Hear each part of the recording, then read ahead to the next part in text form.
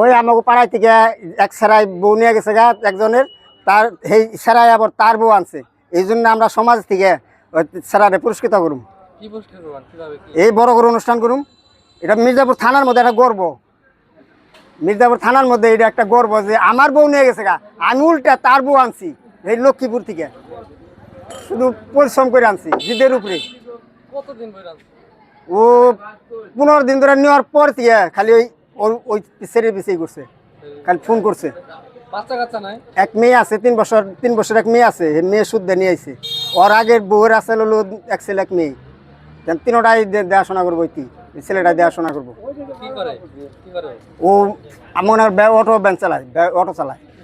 আগের বউর চেয়ে এই বউ অনেক ভালো, ব্যবহার ভালো, সব দিক দিয়ে ভালো। আমি দেখছি জিতছে, 100% জিতছে। এখন আবার ওই ছেড়াই আবার ঠকছে।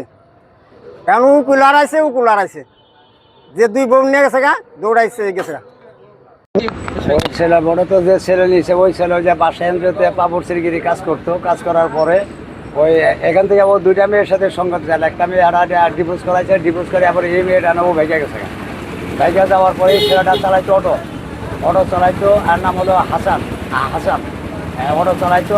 বউটা নেওয়ার পরে ও কাজকর্ম সব ছাইড়া দেয়। ওই মেয়েটার পিছিয়ে ঘুরতে। আবার ওই মেয়েটা আর ওই স্বামীটা ওদের বাড়িতে 2 মাস না 3 মাস ভাড়া থাকতো। থাকার পরে ওই মেয়েটার নাম্বার ওর কাছে, তার নাম্বারটা সংগ্রহ করে ওই ফোনে যোগাযোগ করে ও এই সাতক্ষীরা লক্ষ্মীগ্রাম থেকে তারপর এই মেয়েটা যেভাবে হোক ও আনছে। এখন এটা হলো বাসতল এলাকা।